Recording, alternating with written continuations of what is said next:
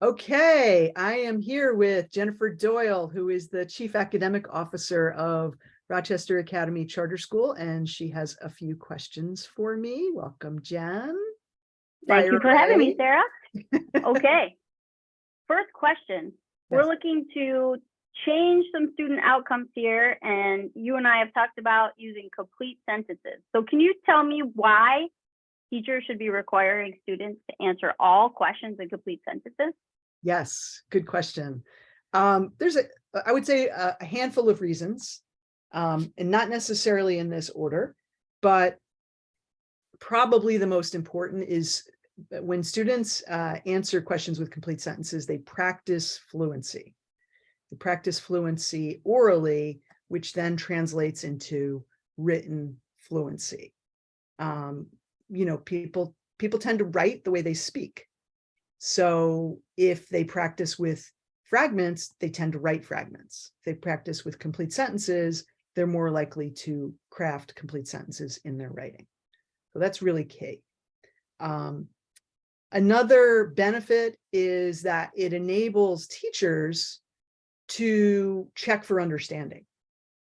If you answer with a complete sentence, I can tell if you understood by the depth of your response. If you answer with a word or two, I might sort of fill in the blanks thinking that you know more than you know and keep going on. And then you might not actually know what I thought you knew. And so we might create gaps by not really letting you articulate fully what you understand. So it's a benefit to both teacher and student. Then the teacher gets the data, the student gets the benefit of, really developing an understanding. And then another thing is that by using complete sentences, students help their peers learn, right? So if I'm in a classroom and I'm speaking as a student with complete sentences, students, my peers sitting around me, are better able to understand what I'm talking about. And they can ask questions, they can, develop their own understandings more fully if that's happening. And sort of the last major thing I would say is it enables everybody in the classroom to carry on a full class discussion as opposed to this kind of ping pong thing between students and teachers. And when you have the ability to have a full class discussion where teachers can step back, students can interact with one another. The goal is you want them to be talking with one another, not just with the teacher. And to increase the habits of discourse in the room, if they have this habit already built in to speak with complete sentences, then they're going to do that with one another as well as with the teacher.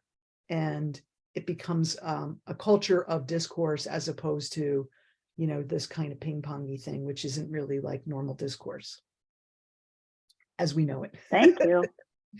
So if I'm a teacher who is not in practice of doing that, is there any easy ways for me to remember?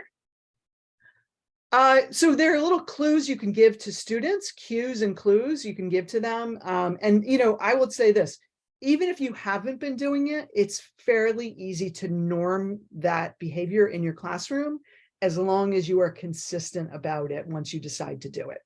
I've walked in as a consultant and worked with classes with kids who aren't normed to that. And I just say, look, like it's really important for us all to speak with complete sentences because it's going to strengthen your speaking and your writing skills.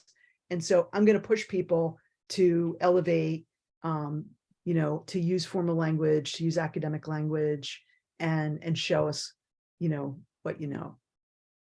As a rollout kind of measure, right? So you want to at least once, maybe twice, make it clear to students why you're doing this, why you're not it's not like a punishment, like, oh my God, you've got to speak with complete sentences.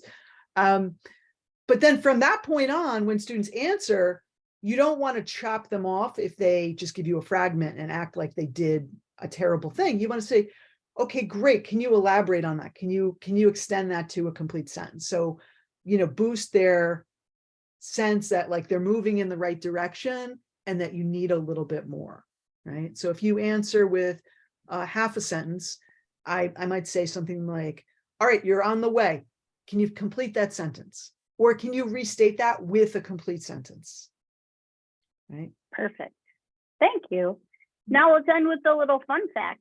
You wrote a book called Using Grammar to Teach Writing. Just So, to do you improve have a writing. favorite type of punctuation? I'm a punctuation junkie, so I have multiple favorite pieces of punctuation. I'm a big fan of hyphens, which I know is probably going to sound weird. Hyphens, I like the idea of combining ideas, and hyphens enable you to do that. Like fast-paced screenplay, for example, right? You would hyphenate fast and paced, because as a combined, the two words combined modify the screenplay, so they would be hyphenated. So something like that. I'm into hyphens. I'm a big fan of semicolons, because I like to write complicated sentences, and semicolons enable you to combine two or more independent clauses without necessarily having to use conjunctions, although of course you can use conjunctions as well. Big fan of conjunctions too. So yeah, I learned so much when I was writing that book, Using Grammar to Improve Writing, and I hope people will take a look at it. So I love it. I'm reading it myself right now on Kindle. right. And semicolon is my favorite also. All right. Team effort. All right. Well, thank you so much, Sarah. Thanks, Jen. Thanks for this. Bye-bye. Bye.